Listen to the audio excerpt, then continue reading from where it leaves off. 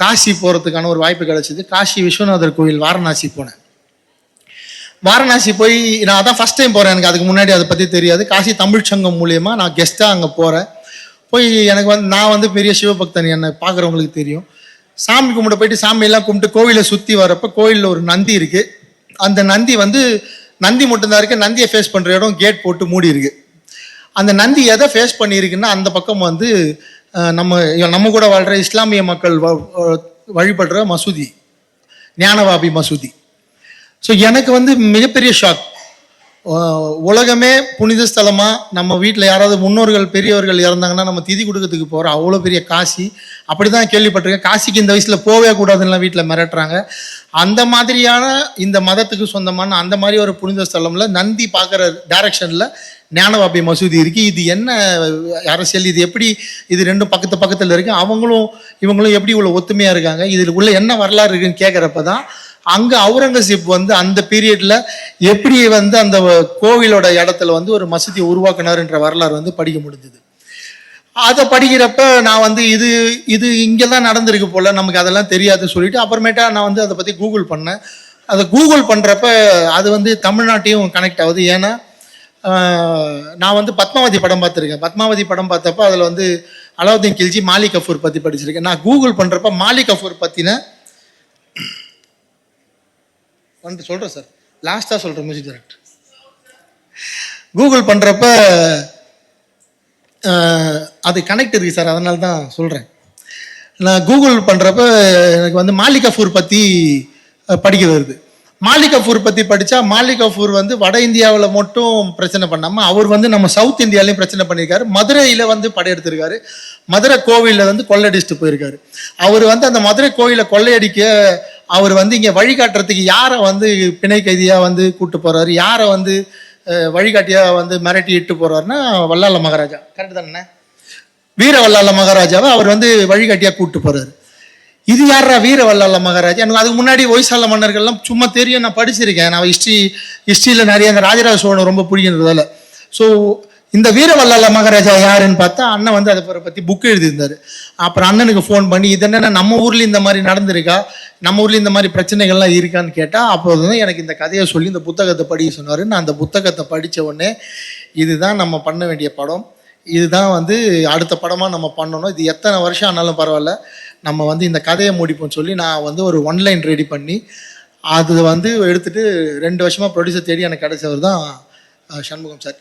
எப்போ வந்து எனக்கு இந்த படம் வந்து ரொம்ப பெரிய நம்பிக்கை கொடுத்ததுன்னா சாவா படம் வந்து ரிலீஸ் ஆச்சு. சாவா படம் பார்க்குறப்ப எனக்கு வந்து நாங்கள் ஷூட் போகிறதுக்கு முன்னாடியே சாவா ரிலீஸ் ஆகிடுச்சு. சாவா படம் விஷுவல்ஸ் எல்லாம் பார்த்த உடனே எனக்கு வந்து ஒரு மிகப்பெரிய நம்பிக்கை வந்துருச்சு. இந்த படம் வந்து நிச்சயமாக தமிழ்நாட்டில் பெரிய அரசியலை பேசாது, எதிர்ப்பு அரசியல் வராது. ஏன்னா சாவா படத்துக்கு மியூசிக் டைரக்டர் யாருன்னு உங்கள் எல்லாருக்கும் தெரியும். ஸோ அப்படி ஒரு வரலாறை சொல்கிறப்ப அவங்க ரஹ்மான் சாரே அதில் ஒர்க் பண்ணுறாங்கன்றப்ப நம்ம தைரியமாக இந்த படம் பண்ணலாம். அந்த தைரியத்தோடு தான் நான் போய் ஜிப்ரான் சாரை போயிட்டு இந்த கதை சொன்னேன். ஸோ ஜிப்ரான் சார்கிட்ட நான் போய் இந்த கதை சொல்லி முடிக்கிறப்ப, ஏன்னா உங்களுக்கு அவர் ஜிப்ரான் சாரை பற்றி தெரிஞ்சிருக்கும். ஸோ நான் போய் ஜிப்ரான் சார்கிட்ட பிஜிஎம்காக தான் நான் வந்து ஜிப்ரான் சார்கிட்ட போகிறேன் இந்த கதைக்கு. அவர்கிட்ட நான் கதை சொல்லி முடித்த உடனே அவர் வந்து என்னை நீ இப்போ சொன்னால் அதே மாதிரி தான் பார்க்குறாரு.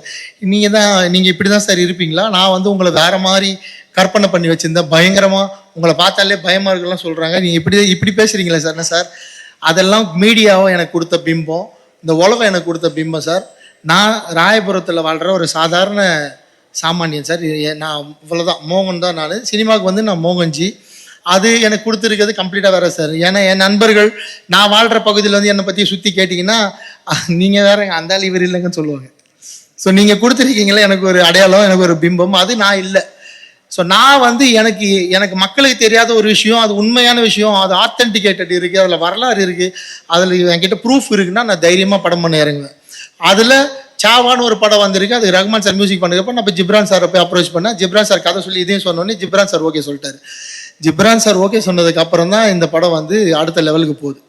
ஏன்னா ஒரு நல்ல டெக்னீஷியன்ஸ் எல்லாம் சேர்றப்ப என் கேமராமேன் பேச மாட்டார், என் ஆர்ட் டைரக்டர் பேச மாட்டார், என் எடிட்டர் பேச மாட்டார். இப்போ இப்படி டெக்னீஷியன்ஸ் எல்லாம் கூட வச்சுட்டு இவங்க பவர்ஃபுல்லாக இன்னொருத்தர் பேசவே மாட்டார், அவரு ஜிப்ரான் சார். இவங்க யாருமே பேசவே மாட்டாங்க, ஆனால் அவங்க ஒர்க்கெல்லாம் நான் பயங்கரமாக பேசும். எம்கோனே பாட்டு வந்து சார் 2 டியூன் அனுப்புனாரு, நான் இந்த டியூனை கன்ஃபார்ம் பண்ணிட்டேன். நான் தான் வந்து சிங்கர் சூஸ் பண்ணேன், நான் தான் லிரிக் ரைட்டரையும் சூஸ் பண்ணி எனக்கு அவ்வளோ ஃப்ரீடம் கொடுத்தாரு. ஏதோ தெரியாதனமாக ஒரு தப்பு பண்ணிவிட்டேன், அதை இப்போ சரியும் பண்ணி பத்மலதா மேடம் பாட வச்சிட்டேன். இப்போ பத்மலதா மேடம் வாய்ஸில் தான் இந்த படம் வந்து தியேட்டரில் சாங் வந்து வரப்போகுது. அவங்க தான் இப்போ உங்கள் முன்னாடி அறிமுகம் பண்ணி வச்சேன். நன்றி மேடம், பத்மலதா மேடம், ரொம்ப நன்றி. எங்களுக்கு ஒரு இக்கட்டான சூழலில் நீங்கள் இந்த பாட்டு பாடி கொடுத்ததுக்கு ரொம்ப ரொம்ப நன்றி.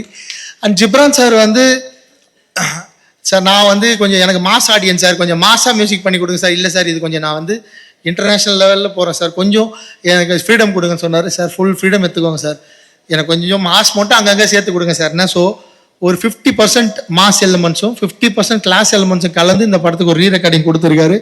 நிச்சயமாக பாருங்கள், பல இடங்களில் ரசிப்பீங்க, பல இடங்களில் இது ரொம்ப எமோஷனலான படம், ரொம்ப உணர்வு ரீதியான படம், அவ்வளோ அழகாக ஒர்க் பண்ணி கொடுத்துருக்காரு. ஜிப்ரான் சார் ரொம்ப நன்றி. நீங்கள் உள்ளே வந்ததுக்கப்புறம் தான் அந்த ப்ராஜெக்ட் ப்ரொடியூசர் எங்களை நம்பி பெரிய ஃபண்டோட இன்னும் கொஞ்சம் உள்ளே வந்தார். ஸோ இந்த நேரத்தில் உங்களுக்கு ரொம்ப ஸ்பெஷல் தேங்க்ஸ் சொல்லிக்கிறேன். அதனால தான் உங்களை கடைசியாக பேசலாம் அப்படி சொல்லி. அவ்வளோதான். நான் மொத்தமாக ஜிப்ரான் சாரை 4 தடவை மீட் பண்ணியிருப்பேன், நாங்கள் ஒரு 40 தடவை ஃபோனில் பேசியிருப்போம், அவ்வளோதான். அதுக்கு மேலே ஜிப்ரான் சார் அடுத்த படம் பண்ணுறப்ப போய் எப்படி மோகன்ஜி கூட ஒர்க் பண்ணீங்கன்னு கேட்காதீங்க தயவு செஞ்சு. ஸோ நான் கண்டென்ட்குள்ளே வந்துடுறேன் மறுபடியும். ஸோ இதுதான் நான் படம் பண்ண காரணம். நான் அது காசிக்கு போனேன், அந்த அந்த இடத்த பார்த்தேன், அப்புறம் தமிழ்நாட்டில் இப்படி ஒரு வரலாறு இருக்கா பார்த்தேன். ஸோ அப்போ தமிழ்நாட்டை வந்து மாபார்னு சொல்கிறாங்க. மாபாரை கைப்பற்றுவது தான் துக்ளக்கோட ஒரே லட்சியமாக இருந்தது. ஸோ அலாவுதீன் கில்ஜி பீரியடுக்கு அப்புறம் துக்ளக் தான் வந்து இந்தியா வாழ்கிறாரு. அந்த துக்ளக் வந்து தேவகிரியை, ஹைதராபாத் வந்து தேவகிரியை தலைநகராக வச்சுட்டு கொஞ்ச நாள் ஆள்றாரு. துக்ளக் ரொம்ப வித்தியாசமான கேரக்டர், அவன் எடுக்கிற முடிவு நல்லதா கெட்டதான் அவனுக்கே தெரியாது. ஸோ அந்த மாதிரி ஒரு டிஃப்ரெண்ட்டான கேரக்டர். ஸோ அந்த மாதிரி ஒரு கேரக்டர் வில்லனாக கிடைக்கிறப்போ ஆட்டோமேட்டிக்காக அந்த ஹீரோ கேரக்டர் ரொம்ப ஸ்ட்ராங் ஆகிடுது. அண்ட் இந்த படம் வந்து வில்லனா நாங்கள் வந்து இப்போ காட்டியிருக்கிறோம், இதில் வந்து இஸ்லாமியர்களை நீங்கள் காட்டியிருக்கீங்க, நிறைய பேர் என்கிட்டலாம் கேட்டாங்க. நான் அவங்க எல்லாருக்கும் ஒரு விளக்கம் சொல்லிடுறேன். இந்த படத்தில் நம்ம கூட இப்போ இணக்கமாக வாழ்கிற, நம்ம கூட இப்போது அண்ணன் தம்பியாக இருக்கிற இந்திய இஸ்லாமியர்களை எந்த வகையிலும் இந்த படம் வந்து துளி கூட வந்து காயப்படுத்தாது. அவங்களுக்கு இது வந்து ஒரு அவங்களோட ஆரிஜின் எது, அவங்களோட தொடக்கம் எதுன்னு வேணால் அவங்களுக்கு வந்து புரிய வைக்கும் இந்த படம். அதை தாண்டி இது கமர்ஷியல் தான். நான் ரெக்வஸ்ட் பண்ணி கேட்டுக்கிறது, படம் பார்க்குற பார்வையாளர்களை, இதுக்கப்புறம் படம் பார்க்க போகிற நிறைய பொலிட்டீஷியன்ஸ்லாம் படம் பார்க்க போகிறாங்க, நிறைய இதை பற்றி டிபேட்ஸ் வரப்போகுது. நான் வந்து மீடியா கிட்ட, மக்கள்கிட்ட, படம் பார்க்க போகிற எல்லார்கிட்டையும் கேட்டுக்கிற ஒரே விஷயம், நீங்கள் எப்படி வீரபாண்டிய கட்டபொம்மன், அப்புறம் சிறைச்சாலை, அப்புறம் மதராசப்பட்டினம், இந்த மாதிரி படங்கள்லாம் பிரிட்டிஷை காட்டுறப்ப அவங்கள பிரிட்டிஷாக மட்டும் பார்த்தீங்களோ, அவங்கள வந்து எந்த மதத்தை அடையாளத்திலையும் பார்க்காம பிரிட்டிஷாக மட்டும் பார்த்தீங்களோ, அதே மாதிரி இந்த படத்தை துருக்கியிலேருந்து நம்ம நாட்டை கைப்பிடிக்க வந்து அந்நியர்களாக மட்டும்தான் நீங்கள் பார்க்கணும். அப்படி நினச்சி தான் நான் இந்த ஸ்கிரிப்ட் எழுதியிருக்கேன். அப்படி இந்த தைரியத்தில் தான் நான் இந்த படம் பண்ணியிருக்கேன். நீங்கள் அவங்களுக்கு ஒரு மத அடையாளத்தோட பார்த்தீங்கன்னா ஏன்னா அவங்க வாழ்க்கை நான் தப்பாக காட்ட முடியாது, அவங்களும் அப்படி தான் வாழ்ந்தாங்க. அவங்களுக்கும் நம்ம கூட வாழ்கிற, நம்ம கூட இருக்கிற இங்கே இருக்க இந்திய இஸ்லாமியர்களும் தமிழ்நாட்டில் இருக்க இஸ்லாமியர்களுக்கும் நிறைய வித்தியாசம் இருக்குது. அதை இந்த படத்தில் சொல்லியிருக்கோம். அது வந்து யாரையும் எந்த வகையிலும் காயப்படுத்தாது, நான் இந்த நேரத்தில் உறுதி கொடுத்துட்றேன். இது முழுக்க இந்த நாட்டை படையெடுத்து அடிமைப்படுத்த வந்த துருக்கியிலிருந்து வந்தவர்களை பற்றிய கதை. அவங்க தான் இதில் வில்லனாக இருப்பாங்க. 3 வில்லன்கள் இதில். ஒன்று கணேஷ் கௌரங் பற்றி பேசல, சாரி சார், ஒழிஞ்சிட்டீங்க சார், தெரியல. ஸோ அவர் வந்து பல்பானா நடிச்சிருக்காரு, பல்பான். அவர் தினேஷ் லம்பா சார் கயாசுதீன் தம்கானியா நடிச்சிருக்காரு. அண்ட் சிராக் ஜானி சார் முகபித் பின் துக்ளக்கா பண்ணியிருக்காரு. ஸோ 3 வில்லனுங்க.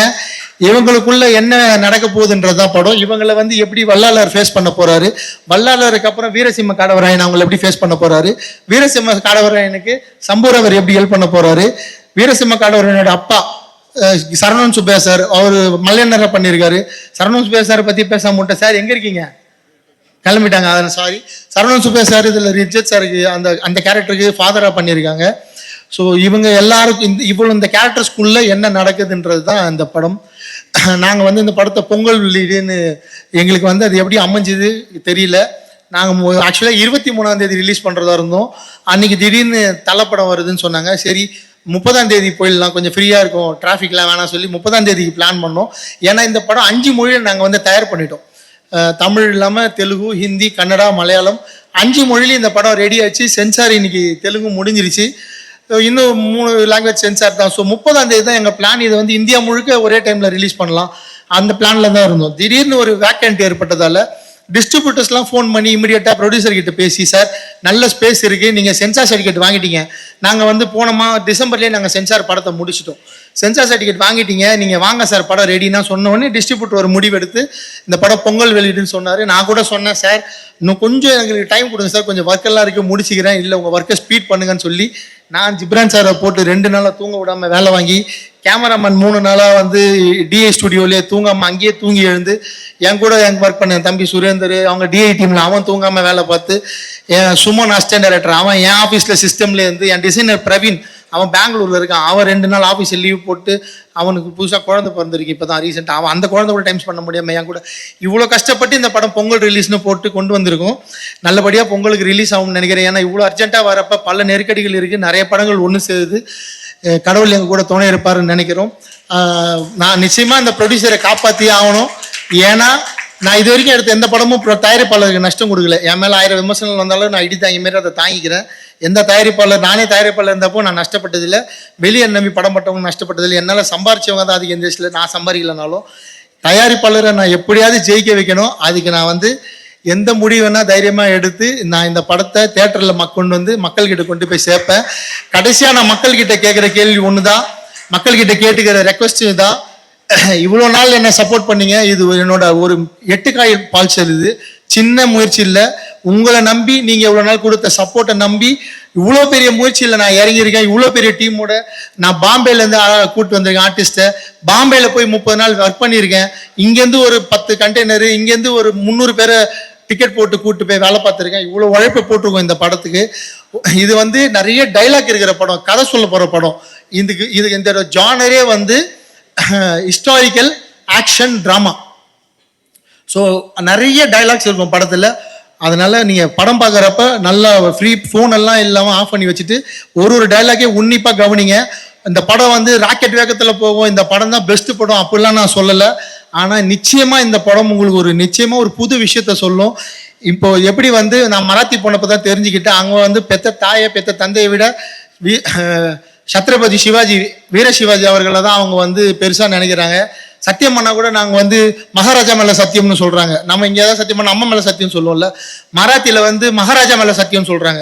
அந்த மாதிரி ஒரு மகாராஜா அவர் வந்து அங்கே தர்மத்தை காப்பாற்றினது இன்னைக்கு வரைக்கும் அவங்கள தாங்கி பிடிச்சிட்டு இருக்காங்க.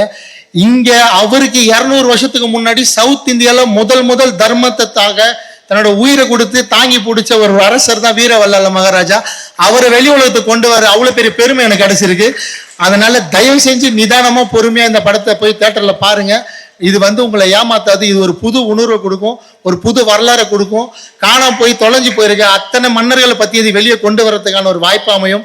நம்ம பூலித்தேவனை பற்றி பேசணும், நாச்சியார் வேல்மகை வேலுநாச்சியார் பற்றி பேசணும், துலுக்கு நாச்சியார் பற்றி பேசணும், தீரன் சின்னமலை பற்றி பேசணும், அழகுகோன் பற்றி பேசணும். இன்னும் அவ்வளோ வரலாறு இருக்கு.